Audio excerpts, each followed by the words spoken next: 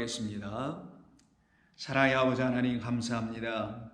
오늘도 약속하신 대로 주의 성령, 당신의 영을 우리에게 부어주시어서 우리로 하여금 오늘도 육으로 살지 않고 주님의 영으로 호흡하며 살아갈 수 있도록 저희들에게 성령을 보내주신 줄로 믿습니다.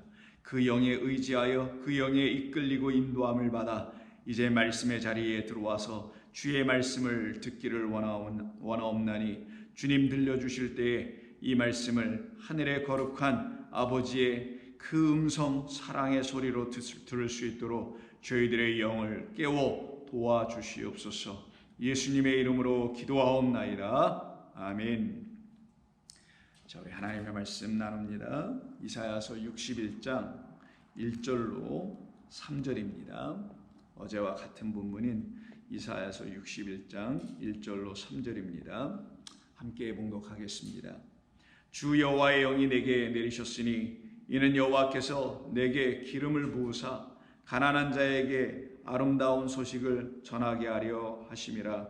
나를 보내사 마음이 상한 자를 고치며 포로된 자에게 자유를, 갇힌 자에게 노임을 선포하며 여호와의 은혜의 해와 우리 하나님의 보복의 날을 선포하여 모든 슬픈 자를 위로하되 무릇 시온에서 슬퍼하는 자에게 화관을 주며 그 죄를 대신하며 기쁨의 기름으로 그 슬픔을 대신하며 찬송의 옷으로 그 근심을 대신하시고 그들이 의의 나무 곧 여호와께서 심으신 그 영광을 나타낼 자라 일컬음을 받게 하려 하심이라. 아멘. 우리는 이 본문을 어제와 같은 본문의 말씀을 가지고 우리가 오늘도 말씀을 전합니다. 나눕니다. 어제 우리가 이 말씀을 다 특별히 그 1절에 있는 주 여호와의 영이 내게 내리셨으니 이는 여호와께서 내게 기름을 부으사라는 이 부분의 말씀을 어제 첫 번째 말씀으로 나눴고요. 오늘은 그 같은 1절에 주 여호와의 영이 우리에게 임하신 바가 무엇을 뜻하는 것인지를 우리에게 알려주시는 그런 말씀을 오늘까지 들으시게 되어 우리 모두가 그 뜻을 깨달아 알아가는 시간이 되기를 바랍니다. 어제 우리가 나누었던 것은 사울과 아합 왕을 통하여서 우리 하나님께서 하시는 일이 무엇인지를 우리에게 보여주시고 알려주신 것이죠. 사울이 악령을 받게 됩니다. 악한 영을 받게 되죠. 그 악한 영을 받게 됐다는 것은 하나님이 부리시는 영이 그에게 임하였다라는 걸 말합니다. 근데 그 악한 영이라는 그 말은 하나님의 영이 악할 수가 없죠. 하나님이 부르시는 영이 어떻게 악할 수가 있겠습니까? 그렇지 아니하죠. 그런데도 불구하고 사울이 그 악한 영을 갖게 됐던 이유는 성경이 말하는 악한 영이라는 것은 하나님이 지어놓으신 이 창조의 모든 세계에 하나님이 우리에게 알려주시려고 하신 모든 뜻들을 담고 있는 이 보이는 모든 것, 우리가 인간으로서 인식할 때에 보이는 것들을 눈과 귀와 이런 것으로 오감으로 인식해내지 않습니까? 그 모든 것을 인식해 나갈 때에 그것을 하나님이 주신 영으로 인식하고 깨닫지 못하게 되고 알지 못하게 되면은 결국은 무엇으로 이 보이는 하나님이 지어놓으신 세상을 인식하게 되냐면 사람의 마음, 우리 인간의 생각으로 인식하고 깨달았다 하는 어떤 차원에 머물러 그때 그 인간인 우리가 갖고 있는 그 깨달음이라는 것을 사람들에게 이렇게 가르치고 알려줄 거라는 거예요. 그 알려주는 말을 하는 자들을 성경에서는 선지자라고 말하는 거예요. 그들을 지혜로운 자, 소위 뭘 깨달았다고 하는 자들이라고 하는 겁니다. 그런데 그 선지자라는 사람들이 둘로 나누어지는데 한쪽은 하나님이 지어놓으신 이 모든 것과 하나님이 주신 더 나아가서 이 성경, 성전 등등의 모든 것들을 당신의 영을 들추어내기 위해서 그 안에 당신의 영이 이렇게 담겨있는데 그걸 비밀이라고 해요. 감추어진 거라고 합니다.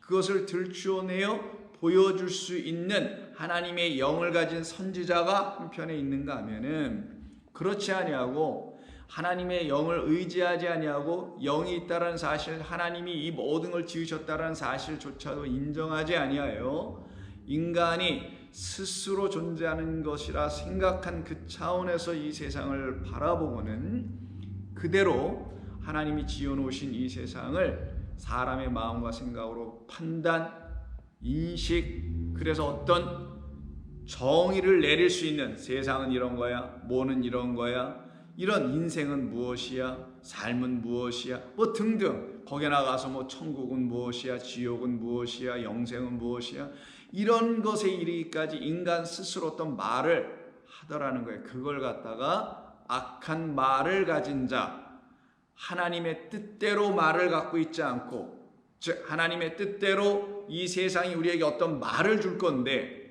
그 하나님이 지어놓으신 모든 창조의 세계에 우리가 어떤 말을 주는데 그 말은 하나님의 영을 담은 말, 그래서 영적인 말, 내 말은 영이요 생명이라는 그 말을 우리에게 주고 있음을 알아야 하는데, 그걸 알지 못하고 인간의 말로 그 보이는 거에 투사해서 거기다가 비추니, 거기서 이렇게 반사, 세상이 우리에게 보이는 창조의 세계가 인간에게 다시 반사해서 내주는 것도 인간의 말이다라는 거예요. 그래서 인간이 자기가 마치 거울처럼 세상에 대하여 자기의 말을 던져버리면 그것이 나에게, 인간에게 다시 반사되어 올 때도 인간의 말밖에 안 올 거라는 거예요. 그 말을 갖고 있는 걸 악한 영, 악한 말을 갖고 있는 것이다 라고 하는 것입니다. 거기에 반하여 이 다른 한편에 있는 선지자들, 곧 하나님이 택하여 부르시고 그의 입들과 마음과 생각을 당신의 영으로 새롭게 하여 그 말을 갖게 해주신, 당신의 영을 갖게 해주신 그 선지자들이 갖고 있는 영은 거룩한 영 혹은 성령, 여호와의 영, 주 여호와의 영, 이렇게 표현하는 거고 하나님의 영이라고 하는 것입니다. 이 영을 가진 자들이 바로 또 한편에 이 세상에 있다라는 거예요. 이 세상 가운데 그 하나님의 말씀을 가진 자들 갖다가 하나님의 씨를 가진 자들이라고 하는 거예요. 이들을 놓고 약속의 후손을 영접한 자, 곧 그 하나님이 보내시는 씨, 말씀을 가져올 자를 영접한 자들이라고 하며, 그들을 그 같은 씨 안에서 난 자들이기 때문에, 씨에서 났다라는 건 아버지가 아들을 낳았다라는 그런 의미로 비유로 설명해 준 것이지만, 씨를 가지고 다시 낳았다라는 것은 하나님의 말씀이라는 그 씨를 가지고 내가 다시 낳았다, 거듭났다, 내 눈이 열려 귀가 열려 하나님이 지어놓으신 모든 것을 다시 볼 수 있게 됐다라는 의미에서 다시 난 자들이에요. 그것을 우리 주 예수 그리스도로만 말미암아 이루어져야 된다는 것을 알려주려고 그 약속의 우선을 그리스도라 정해놓고 그 그리스도를 우리에게 보내실 것이라는 것을 믿는 자들을, 나의 말을 신실함으로 내가 신실하게 이룰 것이라는 걸 믿으니, 내가 의롭다라는 걸 믿으니 너도 의로울 거라서 이 말을 아브라함이 믿으니 아브라함을 의롭게 여기셨다라고 하셨다라는 겁니다. 그러니 그 아들이라는 그리스도 예수께서 그 씨로 우리에게 오시게 되면 우리는 그로 말미암아 다시 태어나는 거예요. 누구로 태어나냐, 이때 나라는 존재, 인간이라는 존재로 다시 태어나는 게 아니라 그로 다시 태어나는 거예요. 그로 말미암아 그로 태어나는 거예요. 그래서 마리아라는, 우리라는 것을 대표하는 마리아가 성령이라는 하나님의 진리의 영, 말씀이라는 씨를 잉태하니 누구를 낳아요? 약속한 그대로, 언약 그대로 그리스도를 낳게 됐다라고 말하는 거예요. 우리도 똑같이 하나님의 말씀이라는 씨를 잉태하게 되면 누굴 낳냐? 그 씨는 이런 것이야. 그 씨가 바로 우리에게 보내실 거라고 약속해 놓으신 그리스도하고 똑같아야 될 거 아니겠냐고요. 그래서 그 씨를 가지고 그 씨를 낳아줘서 옛말에 다른 도둑질은 다 해도 씨 도둑질은 못한다는 우리의 속담이 나오는 거란 말이에요. 그 하나님의 말씀을 받으면 그 하나님의 말씀은 이런 존재야 라고 나오고 보니까, 우리가 나서 보니까 누구냐 보니까 그리스도 예수였다라는 거예요. 근데 그리스도 예수가 또 누구냐? 나라는 거예요. 그래서 너희가 내 안에, 내가 너희 안에, 이런 말 쓰신 거예요. 그건 뭐예요? 같다. 그래서 남자가 부모를 떠나 여자와 하나가 되려고, 같다라는 걸 이걸 알려주려고 씨가 되어 오셨다. 그 일을 이루신 것이 십자가의 사건이었다. 이 모든 것이 성경의 이야기인데, 이것대로 알게 되면 성령을 가진 자인데, 그 하나님의 거룩한 영 안에 있는 자인데, 주 여호와 영이 내게 임하였다라고 비로소 말할 수 있는 자가 되는 거예요. 근데 그렇지 못한 이 세상을 놓고 성경은 뭐라고 하냐? 마태복음 12장, 어저께 우리가 좀 읽다가 말았습니다마는 12장 22절에서 그 이 세상, 그 영을 갖고 있지 못하고 그 씨로 잉태하여 다시 그 아들로 태어나지 못하면, 그리스도 예수라는 그 씨로 다시 태어나지 못하면, 생명의 말씀으로 다시 태어나지 못하면, 그래서 우리가 생명의 말씀으로 다시 태어나면 우리들을 뭐라고 한다고요? 하나님의 말씀들이다 라고 해서 성경이 하는 거예요. 자, 그래서 22절, 그렇지 못한 상태를 놓고 귀신의 영에 붙잡혀 있다라는 겁니다. 그게 바로 이 세상이에요. 그럼 이 세상은 귀신의 말, 알고 보니까 하나님께서 부리시는 영이 가가지고 거짓 선지자들, 즉 인간 자기의 마음과 생각으로 하나님 지어놓으신 것을 그냥 해석해버리고는 이건 이런 거야, 저건 저런 거야, 그래서 무슨 논이 나오기도 하고 하는 그런 차원에 있는 자들은 계속 그런 말만 하도록 하나님께서 부리시는 영이 아합에게 가서, 아합의 그 선지자들의 입에 들어가서 그 선지자들의 입에다 똑같은 말, 어떤 말을 준대요? 거짓말을 줬다고 하는 거예요. 그래서 그들은 계속 자기들은 참된 말을 한다고 하지만 길흉화복밖에 말을 못해. 이런 걸 예언이라고 하지. 남들은 못 본데 우리는 본다고 하지. 그래서 그들은 하나님이 부르시는 종에 의해서, 그 영에 의해서 가가지고는 그 영이 가서 전부 다 거짓말만 하게 하는 거예요. 그걸 갖다가 지금 마태복음 12장에서 귀신 가운데 다 붙잡혀 있는 이 세상에 오신 우리 주님, 성령 하나님의 말씀으로 오신 우리 주님께서 그 귀신을 갖고 있는, 더러운 영을 갖고 있는 그 사람을 고쳐내신단 말이에요. 그러면 예수님은 누구냐는 거죠. 그가 바로 진리의 영, 성령이시기 때문에 악한 영을 제거해내실 수 있는 분, 우리 안에 있는 깨끗하지 않은 말을 제거해 버리실 수 있는 분, 우리가 우리의 마음과 생각으로 그냥 보이는 것만 보고 살아가고 있었던 그런 우리의 눈, 이걸 눈먼 상태라고 하는데 그 상태를 온전케 하시는 분. 그래서 그때 귀신들요, 어떤 상태가 되냐, 이 사람이 눈이 멀었다라는 거예요. 무슨 말이에요? 하나님이 보여주시려고 하는 이 세상만 보고 있어. 하나님 보여주려고 하는 건 이 세상 창조가 아니라 그 창조 안에 담아놓은 하나님의 비밀이에요. 들춰지지 않은 것. 누가 들춰주시냐? 그의 영이 오셔야 들춰주는데 그거를 그냥 보고 있네. 맨눈으로 그걸 갖다가 소경, 눈이 멀었다. 그러니 그게 무엇을 말하는지를 못 알아들어. 그래서 말 못하는 사람이라고 한 거예요. 눈 멀고, 귀신 들려서 눈 멀고 말 못하는 사람을 데리고 왔거늘 예수께서 고쳐주시네. 왜? 예수 외에는 고쳐주실 분이 없어요. 그리스도 예수 하나님이 보내주신 그분 외에는 이 세상의 만물을 온전한 것으로 우리에게 다시 보여주실 수 있는 분이 없단 말이에요. 그래서 말 못하는 사람이 보게 되고 말하게 된지라. 무리가 놀라서 감사와 찬송을 드려야 하는데 이때 바리새인들이, 이게 바로 아방을 꼬드기고 잘못된 말을 계속 주었던 그 400명의 선지자와 같은 존재들이라는 거예요. 나름 가르치고 나름 하나님의 이야기를 할 수 있다고 하는 사람들, 이 바리새인들, 하나님이 보시기가 아니라 사람이 볼 때, 야, 저렇게 살아야 되는 거야, 저렇게 의롭게, 저렇게 정직하게, 저렇게 덕 있게, 저렇게 이웃을 돌보며 살아가야 하는 거야, 하나님을 또 얼마나 사랑해 저 사람, 이런 사람들이 바리새인들이었어요. 당시에 누구든 그 바리새인들 향하여서는 아무 소리도 할 사람이 없었어요. 그렇게 하나님의 소위 말씀대로 잘 살고 있다고 하는 그 바리새인들이 이거 딱 듣고 나더니 이렇게 말을 해요. 이 예수가 귀신의 왕 바알세부를 힘입지 않고는 귀신을 쫓아내지 못하니라. 깜짝 놀란 거예요, 애들이. 우리는 하지 못하는 일을 이 예수라는 사람이 와서 해버리니 이게 시샘이 되고 이게 그들에게 아주 불편한 상황이 됐고, 예수는 불편한 걸림돌이 될 수밖에 없었겠죠. 왜? 이들은 하지 못하고 이들은 해낼 수 없는 걸 예수님이 하시거든요. 근데 예수님이 하신 건 단순히 기적을 행한 게 아닌데 자기들이 이런 기적을 행할 수 없다라는 거. 근데 저 사람은 기적을 행하니 저 예수는 이게 부럽거나 더 나아가서 시기하거나 질투하거나 이러고 있는 상황이에요. 근데 예수님이 하신 게 기적입니까? 그런 걸 보여주려고 한 거예요? 눈뜨게 하는 거나? 아니잖아요. 근데 이 바리새인들이 바로 그걸 알았더라면 예수님은 그냥 기적을 행하고 표적을 행하러 오신 분이 아니라 정말 우리가 다 귀신 들려 있기 때문에 그런 나 바리새인을 눈떠 저 안에 창조 안에 담아놓으신 그 본래의 뜻을 알아들을 수 있고 알아볼 수 있도록 하려고 오신 분이었구나 라는 것을 만약에 이들이 알았다면 예수님을 놓고 귀신의 왕에 바알세불에 걸렸다 하지 않고 우리가 그 악령, 귀신의 영, 바알세불에 전부 다 걸려있는 것이었군요.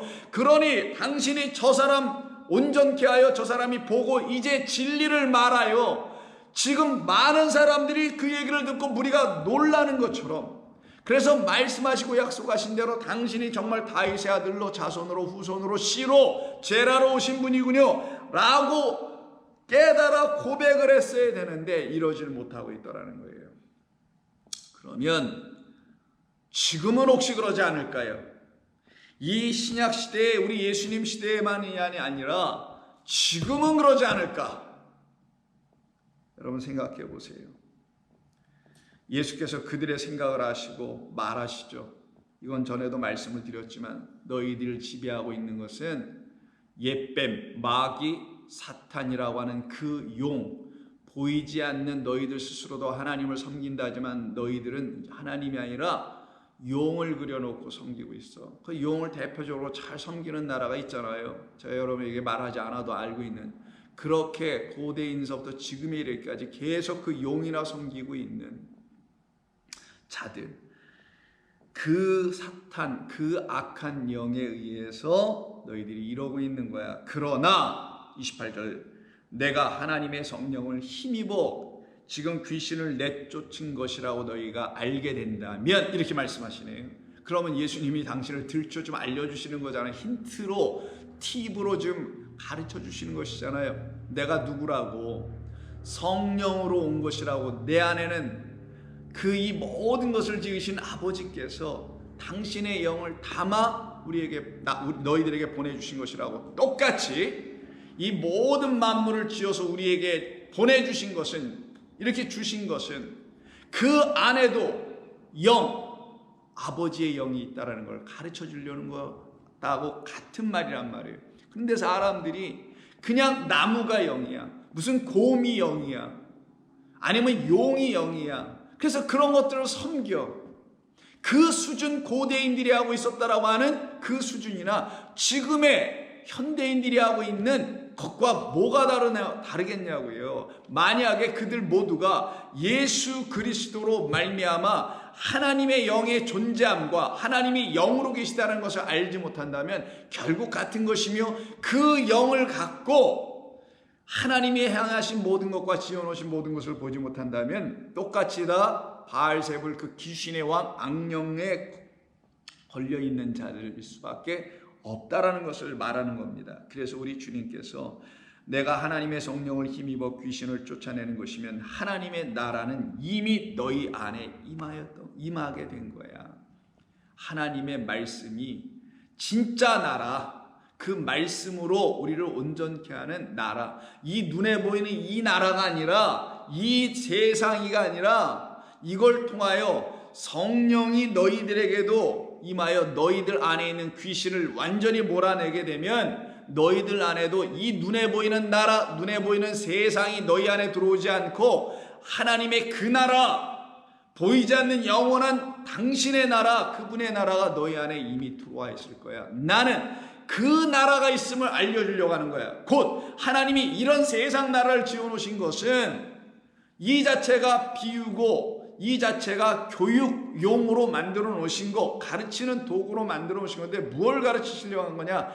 당신의 나라가 있음을 가르치려고 하신 것이다. 그런데 이 당신의 나라라는 그 하나님의 나라는 그냥 들어가는 줄 아냐? 아니다. 먼저는 너희 안에 있는 거짓된 말, 그 악한 영이 제거되어야 돼. 누가 제거해야 되냐? 물과 성령이 너희에게 임하여야 해. 너희를 깨끗게 해야 해. 그러면 너희는 그것으로 말미암아 그 나라를 볼 수 있으며 왜? 눈을 뜨니 두 번째는 들어갈 수 있게 된다. 그게 요한복음의 또 말씀이기도 하잖아요. 그래서 너희들에게 준 이 기회 내 안에 하나님이 담아 넣어 보내주신 당신의 영을 너희들이 나를 통하여 알게 되고 갖게 되고 그리고는 그 영을 통하여 보게 되면 너희들 안에 있는 모든 것들, 그동안 잘못 보고 잘못 갖고 그것으로 헛된 말하며 종교 장사하고, 그래서 주 예수 뭐 이런 식으로 해서 주식회사나 만들고, 무슨 말인지 아셨어요 여러분?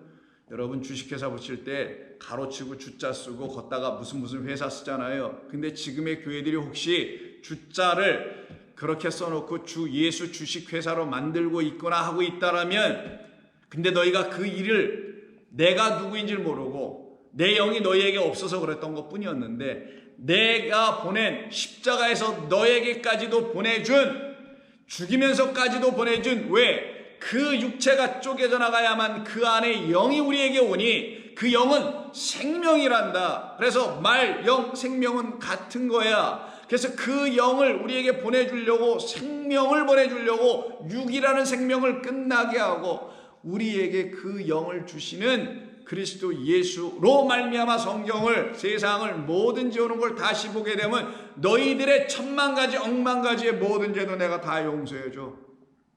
아니, 내가 용서해 주지 않아도 너희들 그 말로 다 받게 하는 내 은혜가 부어질 거야. 자비가 부어질 거야. 그래서 31절에서 그러므로 내가 너희에게 이르노니 사람에 대한 모든 죄와 모독은 사하심을 얻되, 성령을 모독하는 것은 사하심을 얻을 수가 없어. 그럼 성령을 모독하지 않고 영접하게 되면 이렇게 사하심을 받게 되죠.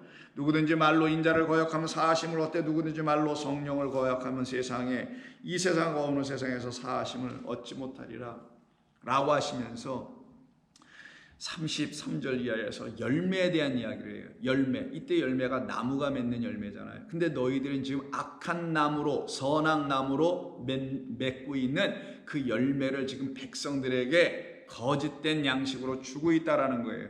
그러면서 하신 말씀이 34절, 독사의 자식들아 너희는 악하니 어떻게 선한 말을 할 수 있겠냐. 그러면 이들이 하는 말은 악한 말이네. 그걸 갖다가 악령이라고 한 거예요. 구약에서는.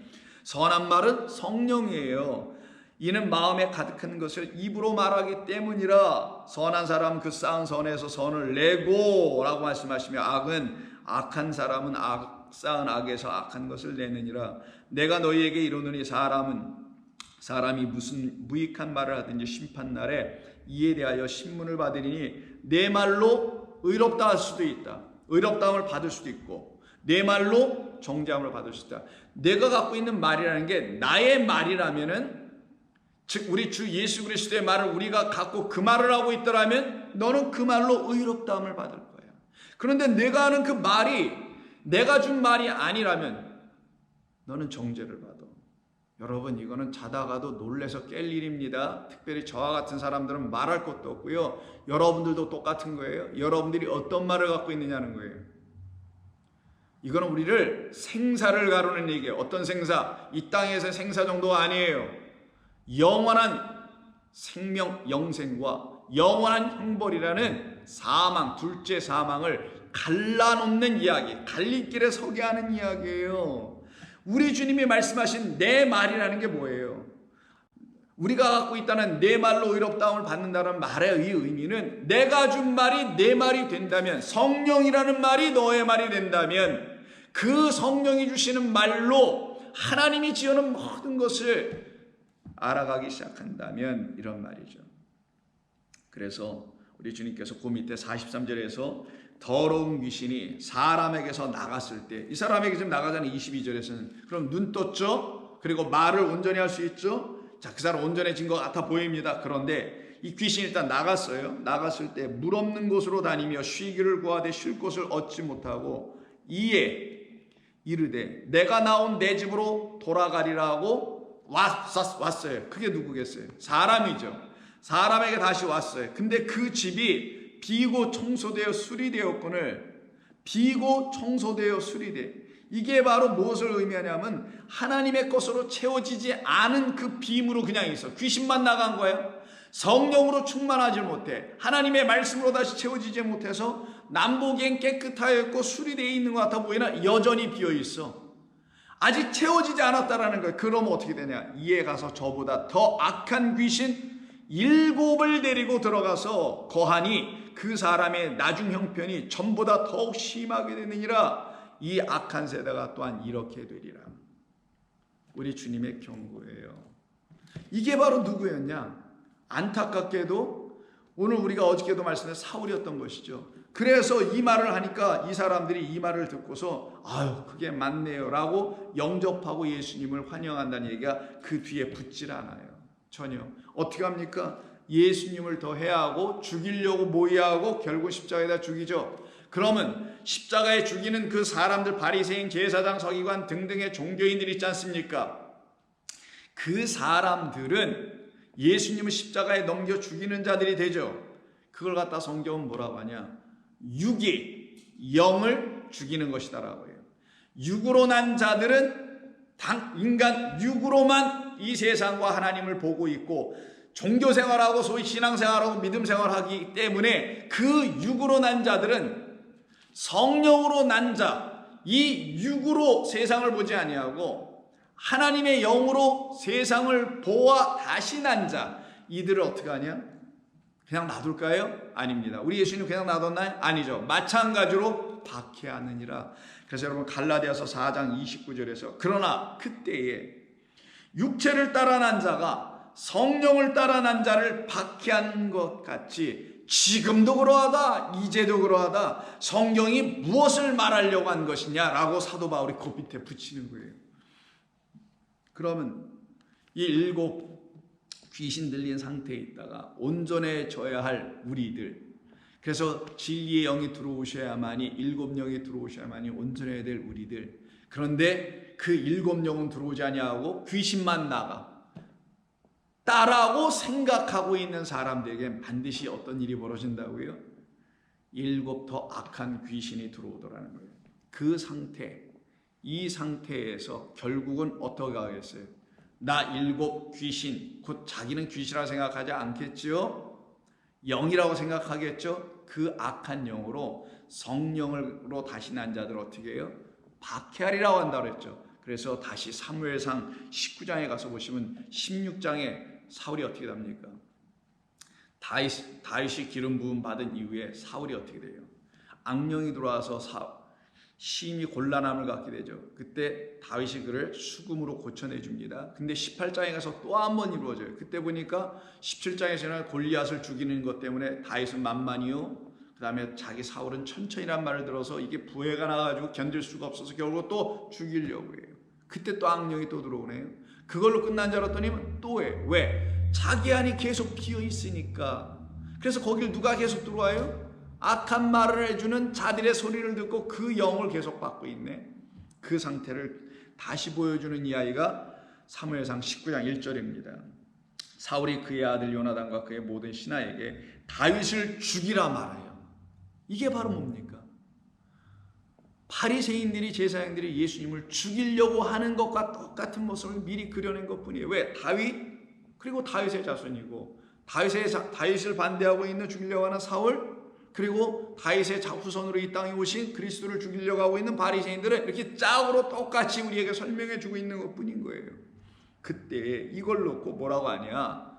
율법이 복음을 해하려고 하는 것이라고 말하는 것이고, 그 말이 이해가 잘 안 되면 육체로 난 자들은 성령으로 난 자를 이와 같이 박해하는 것이라는 그 성경의 진리를 집어서 들추어 보여주고 있는 사건이에요. 이때 다윗의 친구 요나단, 곧 사울의 아들이 아버지를 설득해서, 아닙니다, 다윗이 어떤 사람인데요, 그는 아버지를 위해서 헌신하고 충성하고 이 나라를 구하기까지 한 사람 아닙니까? 그리고 4절에 뭐라고 하냐 그러면서 요나단이 그의 아버지 사울에게 다윗을 칭찬하여 이르되 원하건대 왕은 신하 다윗에게 범죄하지 마옵소서. 그는 왕께 득죄하지 아니하였고 그가 왕께 행한 일은 심히 선함입니다. 그가 자기 생명을 아끼지 아니하고 블레셋 사람을 죽였고.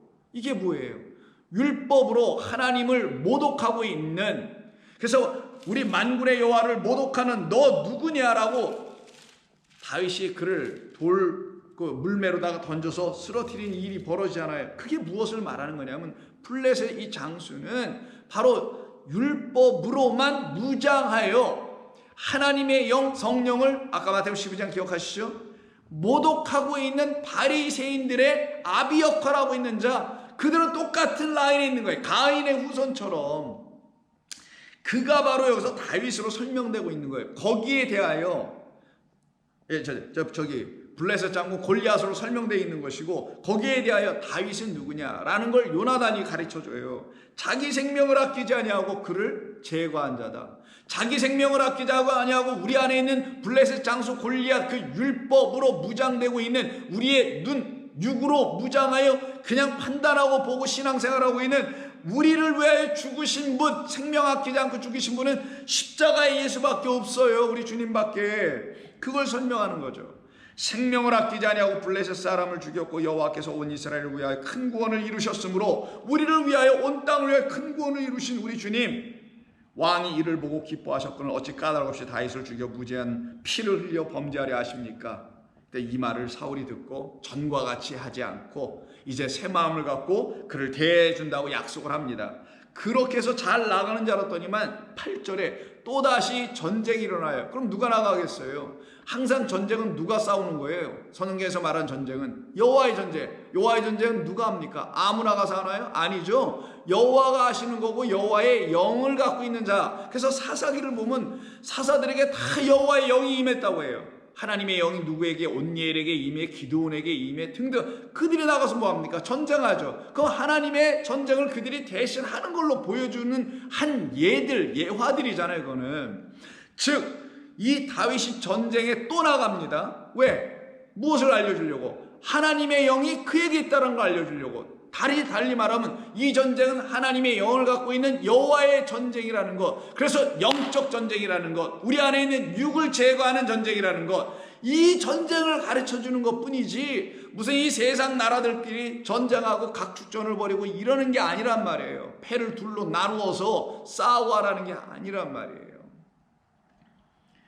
그런 것에 대해서는 여러분들이 평화를 주장해야 되는 게 맞아요. 진리를 알면은. 그런데 성경은 그 정도의 평화에 대한 이야기가 아니고 평강의 왕이 우리 안에 임하여야 한다는 걸 가르치는 거기 때문입니다. 그래서 전쟁에 다시 있으므로 다윗이 나가서 블레셋 사람들과 싸워 그들을 크게 쳐 죽임에 그들 앞에서 도망하니라. 그럼 이 일이 일어났으면 사울이 어떻게 돼요? 자기 신하에게 상을 내려야 되겠죠. 근데 그러지 않아요. 마치 블레셋 장수를 쓰러뜨리고 왔을 때 천천만만이라는 소리를 듣고서는 화가 났던 것처럼 이때도 또 그러네요. 왜 이런 일이 사울한테 또 벌어지는지 볼까요? 사울이 손에 단창을 가지고 그의 집에 앉았을 때 여호와께 부리시는 악령이 사울에게 임하여 접하였으므로 다윗이 손으로 수금을 탈 때 사울이 단창으로 다윗을 벽에 박으려 하였으나 사울의 앞에서 피하여 벽에 박히지 않는 일이 벌어져요. 그럼 사울은 왜 또 이런 짓을 했을까요? 여호와의 전쟁이 누구를 향하여 아직 일어나지 않았기 때문입니까? 사울에게 일어나지 않아서 그랬던 거예요. 여호와의 전쟁이 저와 여러분에게 임하여지지 않으면 우리 또한 사울처럼 똑같이 이와 같은 일을 행하고 이런 짓을 할 거라는 거예요. 여호와의 전쟁은 블레셋 사람 하나 제거하고 골리앗 죽여 넘어뜨리는 전쟁이 아니란 말이에요. 그건 다 비유고 실제적으로는 어떤 자, 이 사울 같은 자, 어떤 자, 악령을 갖고 있는 자, 거짓 선지자들에 의해서 거짓된 말을 계속 듣고 있는 내 안에, 그래서 그 말을 갖고 있어서 악한 말, 악한 영, 그것이 열매가 되어 있는 나. 그러니 어떻게 해? 살인밖에 하는 게 없어. 하나님의 말씀대로 살아 너희들. 그러면서 살인하네. 십계명을 온전히 하나님의 언약의 말씀 진리를 담은 것으로 못 알아들으니 맨날 희생제사나 드리고 있어서 결국 살인하지 할 수밖에 없는 자들. 그래서 살인하지 말라는 걸 주신 것인데 그걸 몰라. 이 상태에 있는 바로 사울에게 하나님께서 아직 여호와의 전쟁이 임하지 않으신 거예요. 그러면 골리앗이 죽고 목이 베어지죠.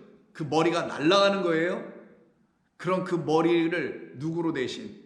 그리스도로 대신 주시겠다는 약속을 하기 위해서 그렇게 머리를 날리는 거잖아. 세례요한의 머리도 날아가고 전부 다 율법을 갖고 보고 있는 우리 육들은 다 이렇게 끊어질 거라는 걸. 그래서 우리도 우리 십자가를 들고 그의 십자가에서 같이 매달려야 되는 것이 하나님의 뜻하신 바. 이걸 여호와의 전쟁의 최후 승리란 말이에요. 그 승리가 일어나야 소위 기독교인들이 지금 말하고 있는 최후 승리라는 예수님의 승리를 부활로 얘기하죠. 그 부활은 무엇인가? 그러면 십자가에서 우리가 죽는 걸 부활이라고 하는 거예요, 사실. 그래서 죽음과 부활은 별개의 따로따로 말은 아니고 죽음이고 생명이라는 부활로 그냥 같은 거예요. 그 십자가의 내 십자가를 지고 그 십자가에 못 박히지 않으면 안 된다라는 걸 알려주는 것뿐입니다. 근데 그럼 이 사울도 그런 일이 일어나야 될 거 아니겠어요? 그래서 그의 삶의 끝에도 반드시 어떤 일이 와요? 죽음이 오는 거예요. 죽어야 한다는 여호와의 전쟁으로 끝이 나야 사울이 드디어 끝이 나고 누구로 바뀌어요? 다윗으로 바뀌는 거예요. 그래서 사울이 죽고 나니 다윗이 왕이 된다는 건 이 세상 나라에선 한 왕이 끝나니까 새로운 왕조가 등극하고 한 대통령이 임기 끝나니까 새로운 대통령이 선출되고 이런 얘기가 아니라 사울이 하나님의 영, 여호와의 영으로 말미암는 그 전쟁으로 죽고 끝나야만이, 우리라는 존재들이 여호와의 영의 전쟁으로 말미암아 죽고 끝나야만이, 여호와의 손이 올라가는 그 전쟁으로 끝나야만이 우리는 더 이상 사울처럼 악령의 지배를 받지 않게 돼요.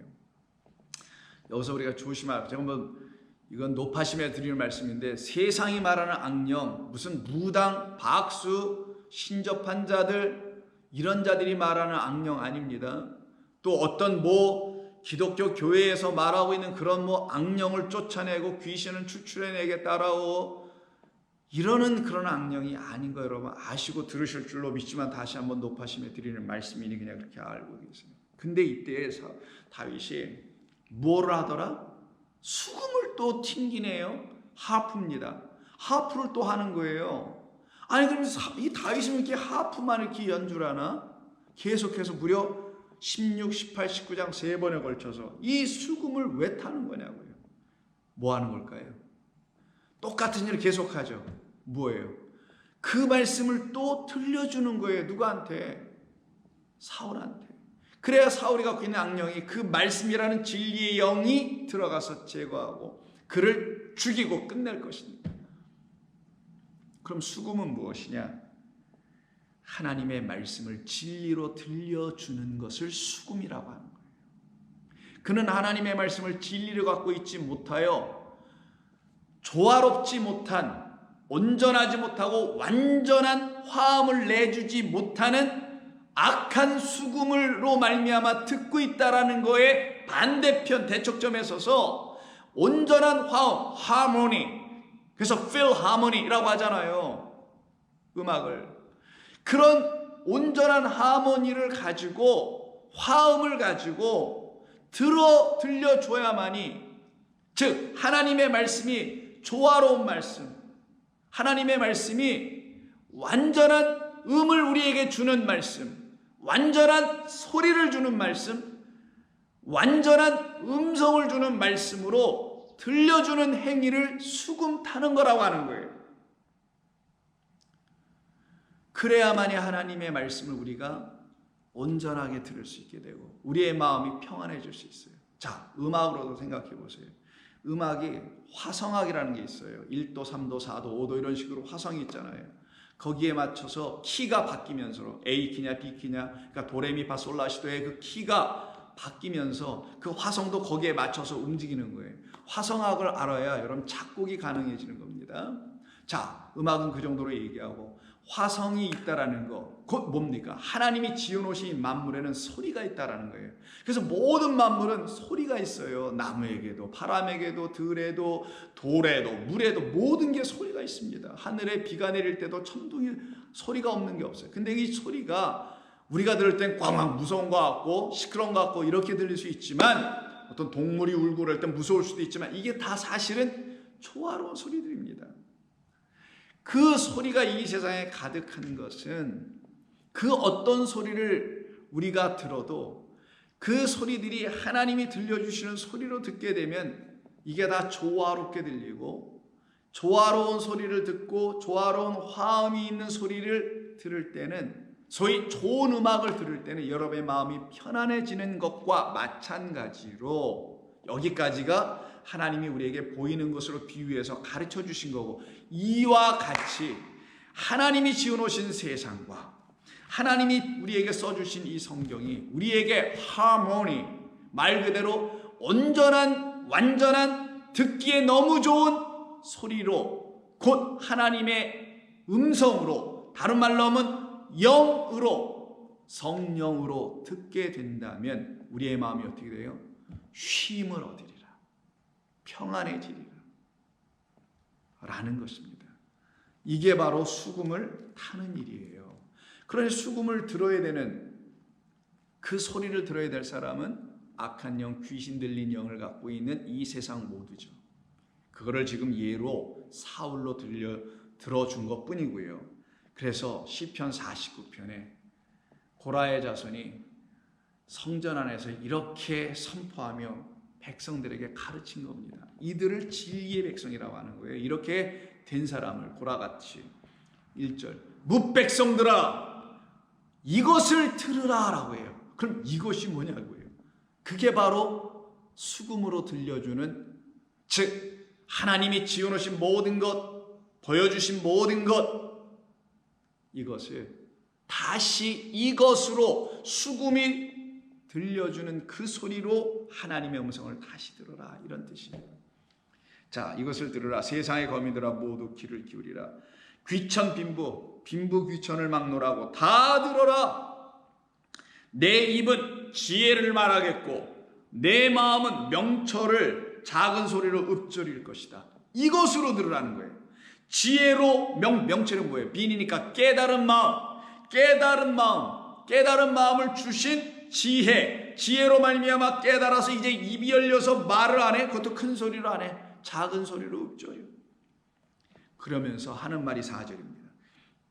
내가 비유로 말할 것인데 내가 이 비유에 내 귀를 기울이고 수금으로 나의 오묘한 말을 풀리로다.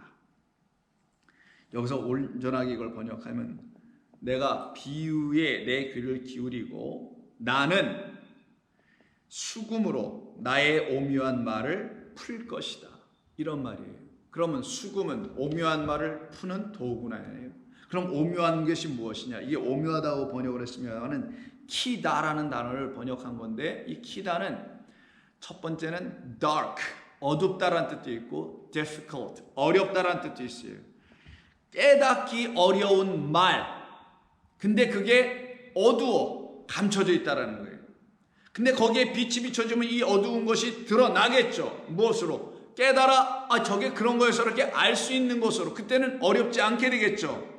그 상태에 있는 말씀을 보이지 않는 진리, 하나님의 비밀, 영으로만 알 수 있는 말씀이라고 하는 거며, 그럼 비유와 수금은 같은 것으로 하나님께서 모든 것을 다 지어놓으신 이게 다 뭐냐? 비유다. 그래서 잠언서라고 하는 잠언을 마수살이라고 하는데 그걸 갖다가 비유라고 하는 거예요. 그걸 잠언이라고 우리말로 번역했지만 그게 원래 비유라는 단어입니다. 그래서 우리 주님이 나는 비유가 아니면 말을 하지 않는다, 비유로 말씀하지 않으면 말을 하지 않는다고 하신 겁니다. 그게 예수님이 비유 좋아하셔서 얘기하신 게 아니라 이 모든 건 비유, 감추어져 있는 걸 들춰내기 위해서 비유로만 있는 것이다. 근데 이 비유가 걷어져지면은 더 이상 너희는 비유로 말하지 않게 될 거야. 그러니까 사람들이 이 비유가 성령의 말씀으로 들춰져서 진리를 알게 되어 풀려지게 되면은 더 이상 비유로 말하지 않게 돼요. 다른 말로 하면 다른 세상의 예와 같은 것들이 있죠. 그런 걸 동원해서 성도들을 이해시키려고 할 필요가 없어지고 오직 성경 자체가 다 비유예요. 이 성경이라는 비유만 가지고 하나님의 그 오묘한 말, 감춰진 말, 어려운 말, 이게 뭔 말인지 잘 모르겠어. 다크한 말, 어두워 너무. 왜? 내 눈이 소경되고 내가 그 지혜와 지식이 없으니까 어렵고 나는 이 말씀 볼 때마다 어두울 수밖에 없지. 그 상태에 있는 우리에게 이 성경이 비유가 되고 하나님이 지어놓으신 모든 세상이 비유가 되고 더군다나 비유로 오신 누구? 그리스도 예수로 말미암아 내가 그에게 귀를 기울여 보니 그가 나에게 수금을 타주시네. 수금? 성경이라는 수금으로 이 오묘한 진리의 말씀을 풀어주시네. 그래서 풀려낼 것이다. 이때 풀어준다는 이 푼다는 말이 파타흐예요. 여러분 너무나 잘 아시는 하늘이 열리다예요. 그래서 비가 내리죠. 노왕수 때. 그걸 파타흐, 하늘이 열리는 거예요. 여러분이는 이런 말을 듣고 살아가는 사람들이며 우리는 이런 말을 마음에 담고 살아가는 사람들입니다. 그럼 어쩌서요? 어떠십니까? 여러분 이런 말을 여러분이 갖고 있다는 게 너무 감사하지 않으세요? 너무 여러분이 갑자기 가치 있고 있어 보이지 않으세요? 전 그럴 거라고 생각합니다. 그걸 뭐라고 하냐? 하나님의 존귀한 자라고 하는 거예요. 또 그 상태를 뭐라고 하냐? 하나님의 그 영광을 가진 자라고 하는 거예요. 그래서 독생자의 영광이 여러분에게 비치는 거예요. 무엇으로? 은혜와 진리로 충만한 그분이 여러분에게도 똑같이 은혜와 진리로 충만하게 임하는 거지. 그 은혜는 나를 용서하고 진리는 나를 자유케 하네. 아따, 더 이상 할 말이 없어지죠. 이게 성도의 뭐라고 할까? 하나님이 주신 그의 위대함이라고 할까요? 그걸 가진 거라고 할까요? 인간의 언어가 한계 있다 보니까 제대로 표현을 못 하겠네요. 바로 이와 같이 우리 안에서 깨달아 알려지지 않았던 하나님이 해놓으신 모든 것들, 특별히 하나님의 이 말씀, 이 수금을 계속 들려준 거예요. 다윗은 사울에게. 우리 주님은 이 말씀을 계속 들려준 거예요, 우리에게. 그리고 이 말씀을 계속 당신이라는 하나님 보내신 그 아들 예수, 그분 안에는 뭐가 있어요? 여호와의 영. 내 영이, 주 여호와의 영이 내게 임하셨으니 그 영이 그에게 있으니 그 영으로 듣겠죠. 결국은 사람의 영 아니죠. 그런 걸로 안 됐죠. 그때 풀리는 거예요. 풀리면 어떻게 되냐? 드디어 그들은 하나님의 말씀을 조화롭게 이해할 수 있습니다. 온전하게 이해할 수 있어요. 구약과 신약의 조화, harmonious sound, voice, 아주 조화로운 음성, 그리스도의 음성, 아버지의 사랑의 소리. 성경에 나와 있는 모든 비유와 모든 말씀들이 이게 다 그런 거였구나. 창세기에 있는 말씀이 다 요한계시록과 같이 이렇게 조화로운 말씀이었구나. 아, 이게 다 그런 말씀이었구나. 이것도 그거 저것도 그거 이렇게 매일매일 하나하나씩 뭐 하루에 10개면 더 좋고 2개도 좋고 이렇게 계속 깨닫게 해주시는 삶, 이걸 기쁨이라고 하는 거예요. 성도의 기쁨. 이 기쁨을 하나님의 나라는 먹는 것과 마시는 것이 아니에요. 희락과 의와 평강이라. 이 희락이 뭐예요? 제가 맨 앞에 끄집어냈는데 의와 평강과 의와 희락이라는 희락이 맨 뒤에 있지만 희락이 기쁨이잖아요. 이게 진짜 우리에게 기쁨 아니에요? 이 기쁜 소식을 온 세상 전하세. 이거 우리 예전에 많이 부르고 지금도 부르고 있네요. 이게 무슨 찬송이에요? 그 찬송가는 성령이라는 그 테마에 그 항목에 쫙 있는 그 찬송 아닙니까? 성령이 오셨네. 내게 성령이 오셨네. 그럼 뭐가 와요? 이 모든 게 기쁜 소식이야. 아니, 세상에 좋은 음악 하나, 트로트인지 뭔지 이런 걸 하나 들어도 기쁘다며. 아니, 좋은 고전 음악을, 클래식 음악을 들어도 마음이 편안해진다면서요. 하물며 하나님의 이 조화로운 harmonious sound and voice of God, 하나님의 놀라운 이 소리를 우리가 들을 때 성도가 어찌 기뻐하지 아니할 수 있으랴. 저와 여러분은 반드시 기뻐하게 되어 있어요. 여러분, 그들을 놓고 주 여호와의 영이 당신에게 임하였습니다라고 성경은 성령으로 또다시 확증해 주는 거예요. 그들이 성령이 임하시면 땅끝까지 이르러 그런 기쁨을 주는 이 말씀의 증인들이 되는 겁니다. 그러니 이 은혜를 받은 사람들만 하나님의 나라의 일꾼으로, 이 하나님이 우리에게 주신 교회라는 걸 통하여 그 일을 계속 감당할 거 아니겠어요? 그래서 하나님이 우리에게 교회를 주신 거예요. 자, 교회는 두 가지 의미. 우리 한 사람 한 사람이 다 교회이며, 이런 교회가 다 함께 모여서 또 어떻게 하냐? 그리스도의 몸된 그 교회를 이루어가는 거예요. 그 교회는 뭐예요? 머리가 그리스도니 그 머리 지혜로 말미암아 온전한 지식, 하나님이 보여주려고 하는 그 계시, 들춰 알려주려고 하는 그것을 알아가. 그것을 이 모르는 사람들, 어떤 사람들, 이 교회에 들어오는 사람들, 저 밖에 있는 사람들 2차니까 일단 들어온 사람들인 우리에게 먼저 진리로 그걸 가르쳐주는 게 교회의 역할인 거예요. 그럼 그 교회는 어떤 말을 갖고 있어야 되냐? 진리의 말씀을 갖고 있어야 되는 거예요. 그걸 영의 비밀이다 라고 하는 거예요. 영으로 하나님의 영, 여호와의 영, 그 영을 받은 자들이 그 하나님께서 우리에게 보여주시려고 하는데 사람들은 못 봐. 근데 어떤 사람들 봤어. 그래서 그걸 그들에게 더 이상 비밀이 아니지만 어떤 사람들에게 여전히 비밀 감추어진 것이니 그 감추어진 그들에게 그걸 보여주는 것이 교회의 역할일 것이라. 그거를 안 보여주고 맨날 이상한 것만 보여주고 그냥 위로나 해주고 힘내라 하고 뭐 이렇게 힘들이 없나? 그 보니까 이 세상 때문에 힘이 없고 지쳐있다라는 그들을 위로하고 거기다가 막 불이나 지펴주고 그래서 잠깐은 반짝하면 일어나는 것 같아. 그따위 일이나 하고 있으면 그걸 어떻게 교회라 할 수 있냐고요. 그래서 고린도전서 14장이 나오는 거예요. 14장 전에는 무슨 장? 사랑장 13장이 있습니다. 왜 이 둘이 붙어 있을까? 장수로 끊어놨지만 왜 이렇게 서로 하나로 연결되어 있을까? 바울의 마음에는 도대체 어떤 마음이 있었기에 이와 같은 이야기를 할까? 14장이 뭡니까? 은사의 장이잖아. 은사, 각종 은사. 은사는 어디에 줘요? 하나님이 주시는 거예요. 어디에? 교회, 누구에게? 각 사람 성도에게 주셔서 어떻게 하려고? 그 은사로 하나님의 그 비밀, 영어로만 들춰줄 수 있는 그 비밀을 가르쳐 주시려고, 이걸 하시려고 주신 게 교회며, 교회는 그 은사를 가져야 돼요. 그 은사를 방언으로 시작하여 방언 통역에, 그리고 예언에. 그런 예언이 전부가 아니네. 뭘로 끝나겠어요? 13장. 사랑은 곧 뭐예요? 십자가에서 보여주신 하나님의 영을 내주시는 이야기. 그 영으로 비밀을 안에 그걸 갖다 뭐라고 해요? 진리라고 한다. 그래서 사랑은 곧 진리요. 진리라는 깨끗한 하나님의 온전한 참된 말씀만이 하나님의 그 사랑을 들춰내는 거예요. 근데 그 진리를 못 가지면, 그 영으로 그 진리, 하나님의 말씀을 진리로 못 알아들으면 하나님의 사랑을 거짓된 인간의 사랑 차원으로 전락시키게 합니다.